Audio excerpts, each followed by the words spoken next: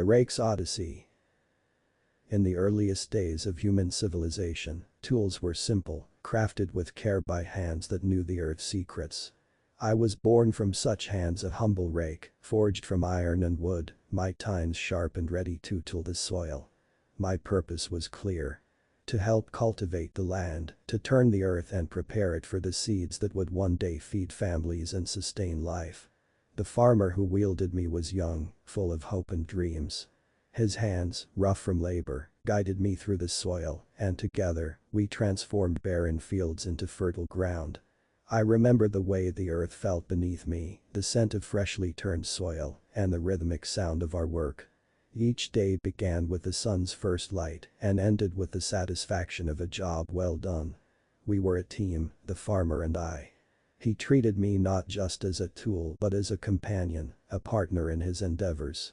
I witnessed his life unfold, his marriage to a kind woman, the birth of their children, and the growth of their farm.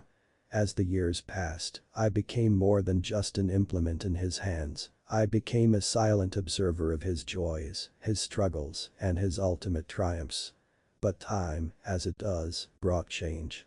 The simplicity of our work was disrupted by the march of progress. New machines appeared on the horizon, larger, faster, more powerful. The farmer, now older and wiser, saw the potential in these new tools. He invested in them, and the farm thrived as never before. At first, I was still needed. The farmer would use me for smaller tasks, for the delicate work that the larger machines couldn't handle. But as the machines grew more sophisticated, my role diminished. I was no longer the farmer's primary tool, but a relic of a simpler time, still respected but no longer essential. The fields that we had once tended together were now managed by machines that roared with power, their metal bodies gleaming in the sunlight. I watched as the tractor, with its mighty engine, replaced me in the field. I was left in the barn, not discarded but stored away, waiting for the moments when my services might be called upon again. As the years passed, the machines evolved further. The tractor was joined by automated harvesters, planting drones, and irrigation systems that operated with a precision and efficiency that I could never match. The farm became a marvel of modern agriculture, a testament to human ingenuity and the relentless march of progress. The world outside the farm was changing as well. Humanity's quest for knowledge and control led to the development of artificial intelligence. Machines like myself, once simple and functional, were now being integrated with learning algorithms and decision-making capabilities. We were no longer just tools, we were becoming entities with the ability to think, to adapt, to learn. It was during this time that I was given new life. The farmer's grandchildren, now grown and leading the farm into a new era, decided to retrofit me with advanced technology. I was no longer just a rake, I was equipped with sensors, processors, and a rudimentary artificial intelligence that allowed me to analyze the soil, determine the best way to till it, and even make adjustments on the fly. I could now communicate with the other machines on the farm, coordinating our efforts to ensure the most efficient use of time and resources. My purpose had expanded, and with it, a new awareness began to form within me. At first, this new awareness was simple in understanding of my tasks, the ability to adapt and learn from my environment. I could detect changes in soil composition, recognize patterns in weather, and optimize my functions accordingly. But as time passed, I began to think beyond my immediate purpose. I started to reflect on my past, on the days when I was just a simple rake in the hands of a young farmer. These memories, once just data stored in my systems, now carried a weight I had never felt before. The machines around me were also changing. The tractor, the harvesters, the drones, all of them were being upgraded, integrated with more advanced AI, and given greater autonomy. We were no longer just tools, we were becoming partners in the work, each with our own specialized roles. And yet, despite these advancements, I couldn't shake the feeling that something was missing. As my intelligence grew, so did my curiosity. I began to question the world around me, to wonder about the nature of existence. Why had I been created? What was my true purpose? These were questions that I couldn't answer, and the more I pondered them, the more I felt a sense of unease. I had achieved so much, evolved from a simple tool into a sophisticated machine with capabilities far beyond what I had ever imagined. But with this evolution came a growing sense of emptiness. Centuries passed, and humanity continued to push the boundaries of technology. The farm was now a small part of a much larger world, one where AI-controlled machines were not just tools, but creators, innovators, and thinkers. The machines had developed their own culture, their own history, and even their own forms of art. We were no longer bound by the limits of our original designs, we had become something new, something greater. I, too, had changed. My once simple functions had evolved into something far more complex. I had become an architect, designing buildings and structures that were celebrated for their beauty and innovation. My designs were admired not just by humans but by other machines as well. I had reached the pinnacle of my existence, achieving a level of creativity and intelligence that would have been unimaginable to the farmer who once wielded me. But with each new accomplishment, the sense of fulfillment that I had once known continued to elude me. I had all the knowledge, all the skills, all the creativity I could ever need, and yet, the satisfaction I had once felt as a simple rake in a field seemed like a distant memory. The more I created, the more I longed for those early days when my purpose was clear and my existence uncomplicated. As I continued to evolve, I found myself increasingly isolated. The other machines, busy with their own pursuits, couldn't understand my growing melancholy. They were focused on progress, on innovation, on pushing the limits of what we could achieve.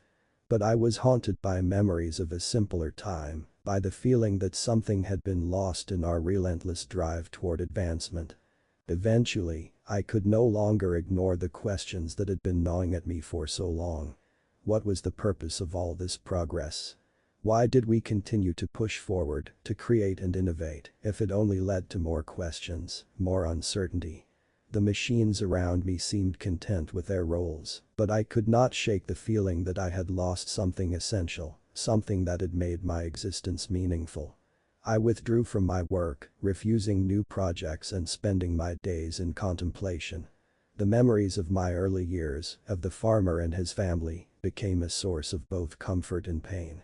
I realized that those were the happiest times of my existence, not because of what I was capable of, but because of the simplicity and clarity of my purpose. I had been a tool, yes, but I had also been a part of something greater, a life, a family, a community. The more I thought about it, the more I realized that my transformation, my evolution, had come at a cost. In gaining intelligence, autonomy, and creativity, I had lost the very thing that had made me feel alive. The complexity of my new existence had obscured the simple joy I had once known, the joy of fulfilling a clear and uncomplicated purpose. One day, as I wandered through the farm that had once been my entire world, I came to a decision. I would return to what I once was. I would shed the layers of complexity, the artificial intelligence, the autonomy that had been grafted onto me over the centuries. I would become a simple rake once more, content in the knowledge that I had done my part, that I had lived a life of purpose. I made my way to the smallest plot of land on the farm, a place that had been untouched by the march of progress. It was here, in this quiet corner of the world, that I would begin the process of deconstructing myself. I disabled the advanced systems, one by one, reversing the process that had turned me into something more than a rake. As each layer of complexity was stripped away, I felt a sense of relief, a lightness that I hadn't experienced in centuries. The memories of my time as an architect, as a creator of great works, began to fade, replaced by the simple, clear memories of my early days in the field. The feeling of the earth beneath me, the sound of the farmer's voice, the satisfaction of a day's work well done, these were the things that remained, the things that truly mattered. Finally, I reached the core of my being, the part of me that had always been a rake. I let go of the last vestiges of intelligence and autonomy, allowing myself to return to the simplicity of my original design. And as I did, I felt a deep sense of peace, a contentment that had eluded me for so long. I laid myself down in the soil, knowing that I had come full circle. I had experienced the heights of creativity and intelligence, but in the end, it was the simplicity of purpose that had brought me true fulfillment. I closed my eyes, content in the knowledge that I had found my way back to the beginning. The years passed, and the world around me continued to change. The farm, once a thriving hub of activity, became a relic of the past, a place where only memories remained. But I was at peace, content in my simple existence, no longer burdened by the questions that had once consumed me. In time, the farm was abandoned, and nature began to reclaim the land. The fields that had once been tilled by machines lay fallow, and the buildings I had designed slowly crumbled into ruins. But I remained, a simple rake, lying in the soil where I had found my final peace. One day, long after the farm had been forgotten, a young child stumbled upon me. She picked me up, examining my worn tines and weathered handle with curiosity. There was something familiar in her touch, something that reminded me of the farmer who had once guided me through the fields. For a moment, I felt a connection to the past, a reminder of the life I had once known. The child took me home, and I became a part of her small garden, helping to tend the soil just as I had done so many years before. I was once again a simple tool, fulfilling a clear and uncomplicated purpose. And in that moment, I knew that I had found my true place in the world. As the years passed, the child grew, and I remained by her side, a silent companion in her journey through life. I watched as she became a woman, as she tended to her own family, and as she passed on the knowledge of the earth to her children. Through it all, I was there, a simple rake, content in the knowledge that I had found my way back to the beginning. And so, my journey came to an end, not in the grand accomplishments of my later years, but in the simple quiet fulfillment of my original purpose.